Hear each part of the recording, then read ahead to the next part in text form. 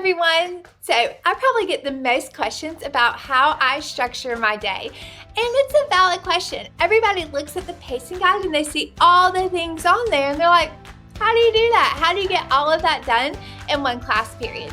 So today I put together a little presentation for you about my structure secrets. So you can kind of go behind the scenes of me so you can see how I plan and organize my English language arts classroom. So I hope there's something that you can take from this lesson. Go ahead and get out a piece of paper, something to take notes with, because you might have some ideas that you can use for your classroom. So these are my structure secrets. So this is how I organize my time and daily activities in my English language arts classroom. So it's a kind of behind the scenes of what I do. So before we get started, just let me tell you who I am. I am Savannah Kepley. I am an 8th grade language arts teacher at a small school in North Carolina. This is my 16th year teaching. I started out as an EC teacher, a special ed teacher, for about 5 years, and then I transitioned to the language arts classroom, and I absolutely love it. I'm not going back. Not that there's anything wrong with EC, but I just love teaching reading. It's so much fun for me. I have my master's in middle grades education. I added on my AIG certification to my license. I was teacher of the year.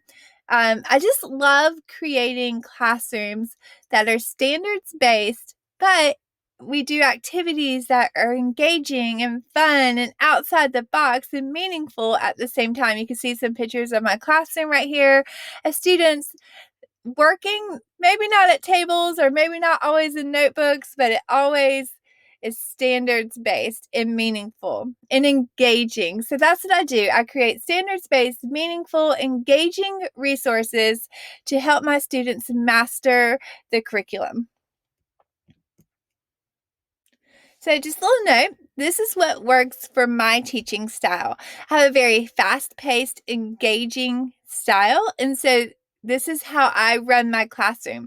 It might not work for everybody, but you might get some ideas from it for your classroom. So I would encourage you to take some notes and maybe pick 1 or 2 things, or maybe all of them that you can start using in your classroom. So these are the 4 core things that I do in class on a typical day. We start off with bell ringer, then we go to vocabulary, we have a read aloud, and then we have some standards-based practice. So everything I do follows this pacing guide. So if you can see right here on the side, bell ringer, vocabulary, standards, lesson, or reading and writing. Sometimes instead of a read aloud, we'll do a writing activity. So these are the 4 core things that I want to get done in one class period. And a lot of people are like, how do you do that all in one class period, especially if you have only 50 minutes? So I'm here to show you how to do that, how to get all of this stuff in and it not feel chaotic in 55 minutes. If you're lucky, 60 minutes.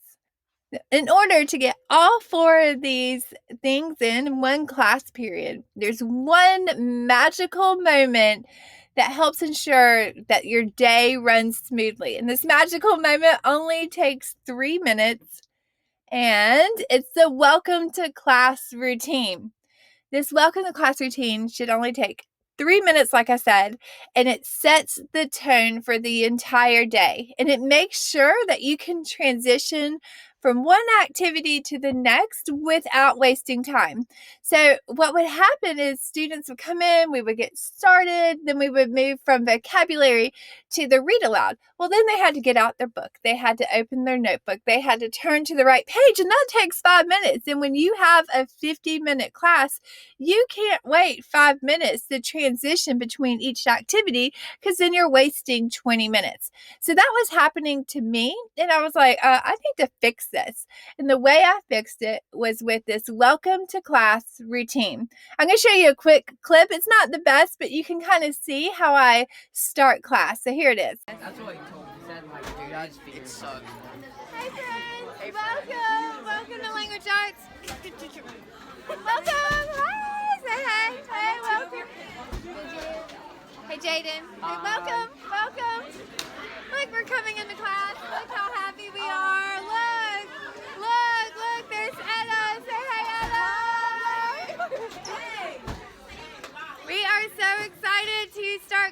today. Let me show you how we start class in here. So we have this great board. These are my slides right there. So what it tells them is exactly what we need to get out. So if you look, it says agenda, book, computer. Also have this fabulous timer right there. And then we have these great little students who do exactly what they're supposed to. Here's Marissa. She's getting out her agenda. Yes. Here's Carolina. She's getting out her agenda too. They're so amazing. Then we go back here to the computer cart where all my lovely language arts friends are getting out their computers. You can't record me. I'm recording you anyway. So we have 3 minutes to get all of this stuff out, and then once this 3 minutes is up, then we start class. There are two key parts of starting class. First is this agenda slide. This is on the board every day when they walk in. It tells them exactly what they need. I have it listed on this little phone right here, from agenda, the pens, all the way down to the book page number that they have to get out. Like they actually open their book, turn it to page 126, and place it upside down on top of their desk. So everything is ready to go. They even have their notebook filled out, like the framework. So all they have to do is fill in the pieces as we go through. As you can see, I have a 3-minute timer right here. And I press start as soon as like the first couple of kids start walking into the classroom. And they know they have 3 minutes to get this out and ready. So this doesn't happen by magic. So what we have to do is we go out to the hallway and we practice this and we practice it again. So this is a great first week of school activity, is we keep practicing our welcome to class routine. We go out to the hall, we come in, we get our stuff out in the 3 minutes. We praise people who do it. We help people who are struggling. We keep doing this because the time that you invest at the beginning of the school year to practice this routine will pay off in the end. Yes, they'll roll their eyes because they're middle schoolers. That's what they do when they go out to the hallway to practice this coming into class routine. But you have to make it fun. You're like, oh, let's do it again. And if a whole table or a whole row, I don't know how you have your classroom set up, but if they all get it out in 3 minutes, you celebrate that. You're like, look at row 2, table 3. They're awesome. Look at them. Claps for them. So you have to practice this. It takes time at the beginning, but it pays off towards the end of school because you will be able to move seamlessly through activities. And when administration comes into your room, they're going to be like, this is crazy. It's like a well-oiled machine. You're like, I know. So it's super duper important. This 3 minutes of class is super important. So the agenda slide is one part of the 3-minute routine. The second part is getting their notebook set up. This is from my blog. I thought it'd just be easier to share this with you so you can see an image. So the back board is where I have everything listed out for each class. It's not beautiful, but it works. Here's a little closer look. So each class, this is their notebook right here. This is the spiral down the middle. And then they set it up, like they make their boxes for the annotations that we're doing. This is their section for figurative language. This was their section for a central idea thing that we were doing. They already know the jots are our annotations. I have symbols for those, so they know what to expect. And they label their little boxes here with these jots. So everything is right here. And then what happens, so in that 3 minutes, they do the framework, and then at the end of class, this is what it looks like. Here's a bell ringer. They have their jots down here, and then another little question writing activity that we did at the bottom. So they fill in the pieces as the class goes. So we do not lose time for transition or setting up our notebook. I think it works. It's not beautiful, like it's not Pinterest worthy, but for me, for my classroom, this 3 minutes is the best part of setting the tone for the day. It's great. I guarantee you, if you try it, you keep practicing with it, in the long run, it will pay off. Come up with some routine that works for you. And the students like it too. They like structure and they like to be organized. After the 3 minutes, we start getting into the meat of the classroom. So after the 3 minutes, we automatically transition into bell ringers, which takes 7 minutes. Now, I know you're like, 7 minutes, that's such an odd number, but we have to keep everything on track and organized to get everything completed in one class. So, the 4 types of bell ringers I have question of the day, grammar, question writing, and spiral review. For me personally, I like to focus on one bell ringer or one concept for the whole entire week. I think we can go deep into it. They get into a routine for that week. I think it works best for me. Some people might want to do question of the day on Monday, grammar on Tuesday, question writing on Wednesday, spiral review on Thursday, that kind of thing. If that's your jam, that's great. Go with it, but just pick something and stick with it for the entire year, because you build consistency and routine, and the students will start to know what to expect.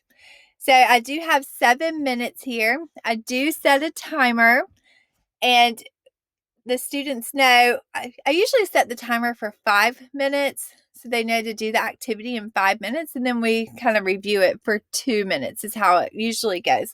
Let me show you what these look like and what they're doing in the 7 minutes. So this will show you my expectation for these 7 minutes. So for example, I had the expectations here. But what that happens is we read the question, and then while the song is playing, they just write the response to the question in their notebook. It's that simple. And then we take about 2 minutes to share if they want to share. They don't have to. I love question of the day. Students love question of the day because it goes with song. It has songs that goes with it, and they can write about something that relates to their life. I like it because it increases writing fluency, and you can build connections with your students because you start to talk to them about these things that aren't really school related. Like, who do you wish you could catch up with? What questions would you ask them? You start to learn a lot about your students through these question of the day activities, and they only take, like, these songs are not very long. Like, this one's 5 minutes, but you can kind of fast forward through some of the drama part at the beginning to the song part. So they don't take long, but they have a good payoff because you learn a lot about your students. Another bell ringer is the grammar series that I have. It's common grammar mistakes. So we do Monday, we do the mini lesson, Tuesday, practice, Wednesday, Thursday, another practice, and then Friday, they do a 10-question check-in. So the notes look like this. We just go through them. It takes about 7 minutes. I also put this in their Google Classroom so they can have it as a reference tool.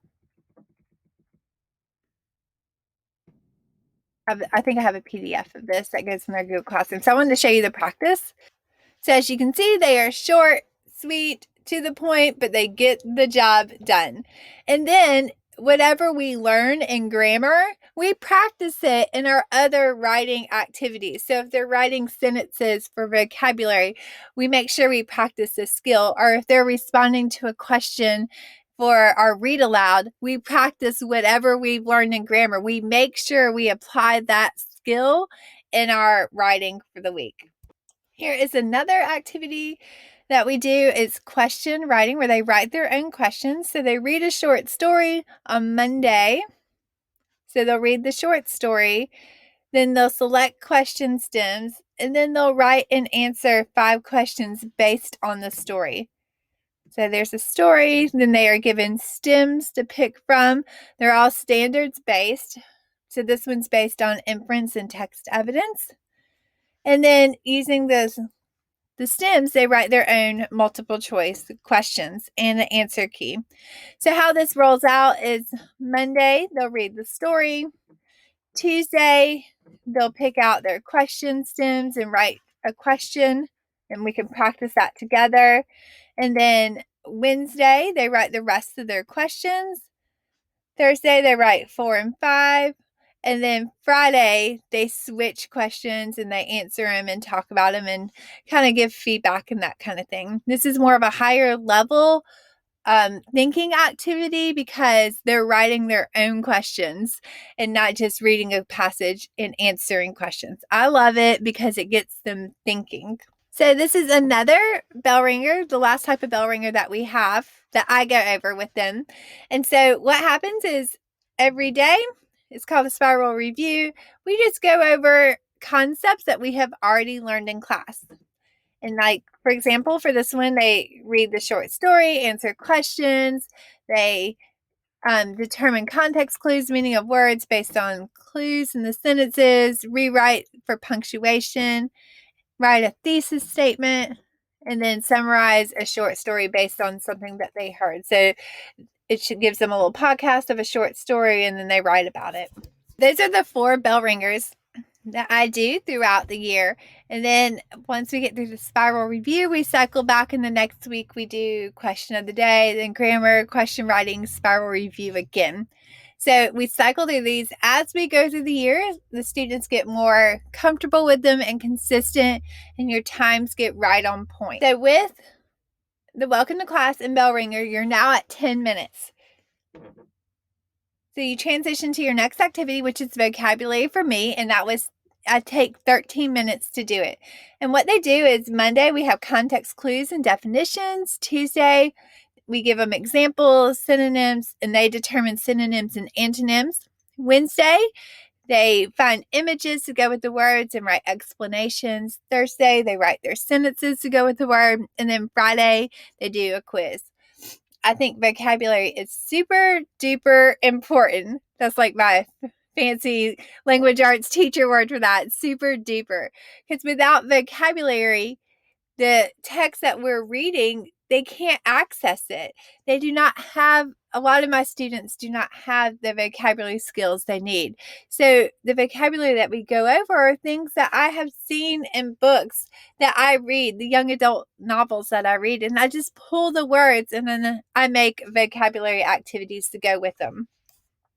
So it's not based on one book.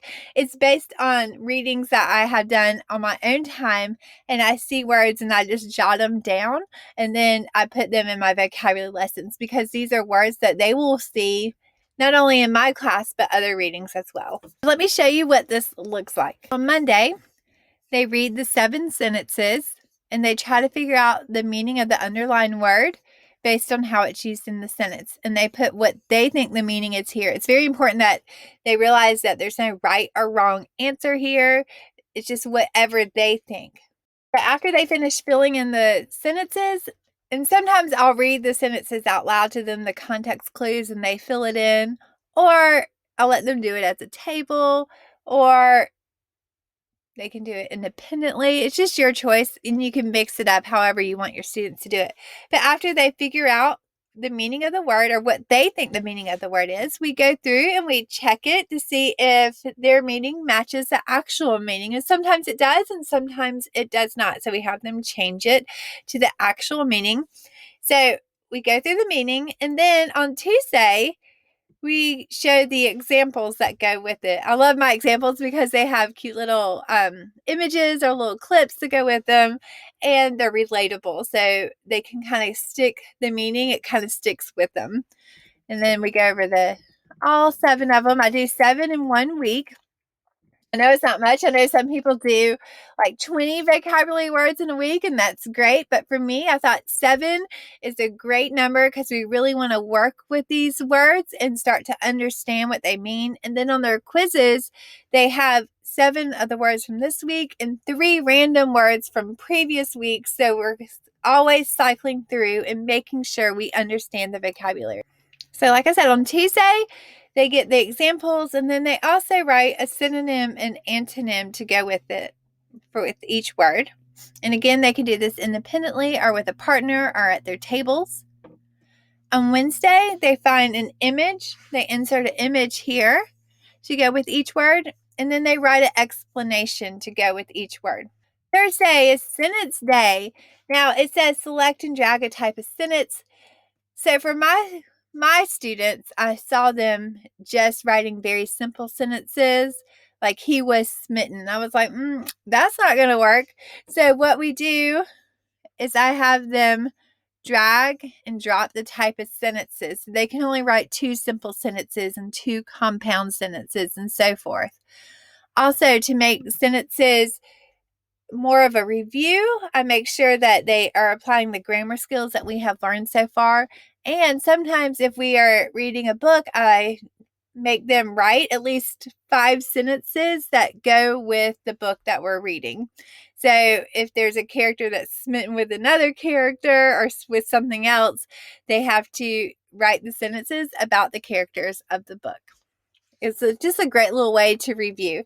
Again, this is all done in 13 minutes. So as a teacher during this time, I'm walking around, I'm checking, I'm making sure that if they're doing synonyms and antonyms, that they're actual synonyms and antonyms that match the word. I'm helping out with sentences. I'm reading over what they're writing to make sure that they have commas in the right place, their punctuation is correct. I make sure that their images match or their writing explanations. So I'm constantly circling during this 13 minutes. Usually it takes about 10 minutes and we give about 3 minutes to go over it as a class. So at the end of vocabulary, you are now up to 23 minutes of your class time. From there, we move on to read aloud, which I actually read novels aloud to my students because they need to hear it. A lot of my students, at least from where I teach, have not had people read aloud to them, so they don't understand the fluency or how character dialogue works. So it's great for that. Read aloud's a great thing for that. And the second thing it's great for is that I am able to connect what we're reading to our focus standards. So we don't just read for the enjoyment and we don't just read for comprehension. I'm showing the students this focus standard through this read aloud. So it's kind of like a mentor text. And this takes about 15 minutes a day. In order to make this happen, I have an objective slide that I show or have up the entire time we're reading. So the objective always goes with whatever focus standard that we are on. So this is inference and text evidence, RL1. So at the beginning of class, before we start reading, not the beginning of class, but before we start reading, we go over the objective. I say, all right, guys, today we're going to identify and use text evidence in order to make inferences about the main character based on their dialogue. So our students know that that is the focus for today. That's why we're reading this book today. So what we will do while we're reading, all of our annotations might be about the character and their dialogue and what that shows us. And so at the end of our read aloud, we can talk about it. And there's usually like a little activity that I have them do, some kind of graphic organizer or writing activity that takes about 3 minutes. But while we're reading, I stop and say, "Oh, let's look at this dialogue. What does that show us about this character?" And then we talk about it. And then we move on and keep reading. So it's me showing them the standards in kind of like a quote real life setting. So they're reading it and applying the standards during this read aloud time. So it's a way for it to be teacher directed, so they understand the concept and how I think through it. And so they can start to model this when they're doing it on their own. This is 15 minutes of me reading aloud, me stopping, analyzing it with them. So it's more of a model, a teacher directed activity. And they love it. We love read aloud time. And as the year progresses, some of the students even take on character roles. So they'll read the dialogue from the characters. It becomes like a little mini play. It's one of my favorite parts of the day. So the remainder of the day is standards-based practice, which is about 15 minutes of class. So the last little bit of class. And so how we do standards-based practice, this is more of an independent activity time where students are working at their own abilities. So what I do is I give them a pre-assessment to determine their level, And then I give them activities, or I assign them activities based on their level that they work on at their own pace. So I have a manila folder and for each student, and inside that manila folder I just staple a piece of paper and I list the activities that they need to complete in order to master the standard or to practice with the standard. So during this time, I pull small groups, I walk around and help students. I make sure that they're really grasping the standard, are really digging deep for my expert students to make sure that they understand how to apply this standard. So let me show you what this looks like. This is an example of a pre-assessment that I give my students. This one's inference and text evidence. It has vocabulary on there, basic inferences, and then it moves up to applications that they have to read a short story and determine or make inferences based on the short story. And then they are given a nonfiction area that they read and then make inferences based on the nonfiction passage. So after they do this 10-question pre-assessment, and because it has different levels, I can kind of see what they missed and what level that my students are on. And I have this as a Google form as well, so it grades it for me and makes my life super duper easy. So after that, what I do is I take this choice board and sometimes I let students pick, but most of the time, especially at the beginning, I assign them activities to do. So if I have a student who is borderline level 1, level 2, I might give them the inference station, like in their folder on their sheet of paper. I'll say, first, do the inference stations.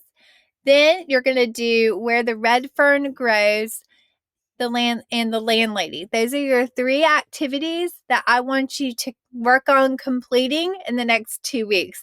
And these are more in-depth activities that really go into the standard. And so they get their folder during the 15-minute time. They see what they have to work on. They go and click on this and they work on it in their Google Classroom. If I had a level 3 student, these are more in-depth, like super duper in-depth, level 3 higher order thinking. So these are great for the students who have mastered inference and text evidence or figurative language or story elements, and they can apply it. So I love level 3 activities, especially for my AIG students and board students who are like, oh, we've done this since kindergarten, Miss Kepley. So yeah, they have done that since kindergarten because language arts standards don't change. So what I do is I'm like, all right, great. I'm so excited that you have this mastered. Let's take it to the next level. And that's what level 3 activities are all about, taking it to the next level. So during the standards-based practice time, these students grab their folders. Sometimes they're working in partners, and we figure that out at the beginning. And then they work independently on these activities during that time. And I walk around and check and make sure that they are really applying the skill that I want them to. It's great. Students love level 3 activities. Brings us to the end of class, and time has flown by and we've gotten so much done. So I give them 1 minute to pack up, and then I say, have a great day, and they say bye, and they walk out the door. And then when they come back, we do it all again. It really works for me, for my class. Students love it. They say time goes by so fast. So let's review. Welcome to class for 3 minutes. Bell ringer for 7 minutes. Transition to vocabulary for 13 minutes. Do a read aloud for 15 minutes. And then standard space practice for 15. If you have longer class periods, you are super duper lucky, and you can make your standards based practice 20 minutes, make your read aloud 20 minutes. You can shuffle things back and forth to fit your needs. Now, I do want to caution you. You do want to build up to this schedule. Your first week, you're not going to be like, let's do all the things. No, that's not going to work. You have to introduce one section at a time. So, for example, I will do the welcome to class with the bell ringer. That might take 2 or 3 days to master. And then we add on vocabulary. So then we'll do welcome to class, bell ringer, vocabulary for a couple of days. And then we will add on to that. So I don't jump in and expect this schedule to work right off the bat. I have to build up to it. I have to build consistency and routines and procedures in order to make it flow like it does. Now, you might be sitting there going, where do I get these resources?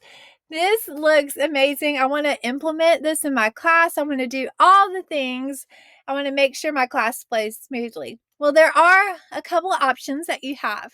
First, your school might have something that you can use. They might have a pre-assessment, final assessment, documents that they have already purchased. So I would ask around maybe and see if they have something that you can use. There are free websites out there. If you want to piece some things together, you can do that. I know Common Lit, I don't know if it's called News ELA or Newsella. People call it some different things, but News ELA, Common Lit are great places for fiction and nonfiction passages for them to read and practice with that. You can also go to Teachers Pay Teachers, and you can find activities that fit your need and the standard that you're going on. Or you can do ELA Unlimited. And let me show you what ELA Unlimited looks like. It has all of these resources already ready for you. All right, so this is the ELA Unlimited site. It is like a massive resource hub for middle school language arts teachers to help you find resources to match your needs and what you're teaching, whatever standard you're teaching. So when you first log in, you'll see 3 categories. It shows you what's new, the spotlight resources, and the resource library. So if you go to the what's new section, you will see everything that has been released. So you can see like some bell ringers were just released, some figurative language, mini lesson and activities were released, vocabulary, another 4 units of vocabulary or 4 sets of vocabulary were released. So you can see all of this in one site. You can see what's coming up so you can help plan. Then you can get this little home button and go back, and you can always see the spotlight resources. The spotlight resources right now are what's hot, what people are downloading. And right now it's organizational tools. So the 14-month calendar, the click calendar where you can click at the tabs at the top and then write down what you're doing. The agenda slides I showed you, a daily agenda for students. And then this little assignment checkoff, which is genius. I just love it. So these are what's hot right now. And then the bulk of the site is on the resource library. And this has classroom resources, standards content, and teacher tools. So the standards content is what we were talking about today. This is where I go to get all of my resources. So let's go to the power standards. Today we were talking about inference and text evidence. So you click on that if that's the standard you're working on. You can see the pre-assessment, the final assessment, some bell ringers, extra bell ringers to go with this, posters. And then there's the magical choice board that you can use to differentiate instruction, or you can even just download and use some of these 9 activities as whole class activities. So there's 9 inference and text evidence activities that you can use with your class, or you can use it as a choice board. And then on top of all of that, there's student video, there's mini lessons, hook activities. Then there's Quest, which are like 5 practice activities that you can do in stations. So there's lots of resources that you can use for each standard. Go back to the resource library. And I also wanted to show you the vocabulary and bell ringers. It's all in this one section. So if you click on it, you can see question of the day, question writing, spiral review, and the standards-based practice, those little extra ones. And then you have grammar and vocabulary. There's 2 units, so if you teach different grade levels, then you will have different options here. And then we're working on building out the writing section, but as of right now, narrative writing activities are in there. So that is ELA Unlimited. If you are a middle school language arts teacher and you need resources, then this is a great site to go to and download whatever you need. There's no limits on it or whatever. You just click and say, I'm doing figurative language. Oh no, I need an activity. Let me check the site and click on it and download it. So it's all right here and ready to go for you. So these are all great places to find resources for your school, for your classroom. If you want it all in one place, I would of course suggest ELA Unlimited because it has it all right there for you. Now, if you made it this far, yay, I'm so proud of you. You really care about your students and you want them to do well. I do have a code just for you. The code is VIDEO, VIDEO, all lowercase, where you can get 30% off plus a free week of ELA Unlimited. So all you have to do is enter this code in the promotional code section on ELA Unlimited if you sign up, and then you can go ahead and get all these resources and get started for your classroom. So thank you so much for hanging with me. I hope you learned something from this presentation and you have something that you can use in your classroom. If you have any questions at all, just hit reply on this email and shoot me a little message and I will get back to you. Again, thank you. Good luck. I hope you have a great school year. Bye.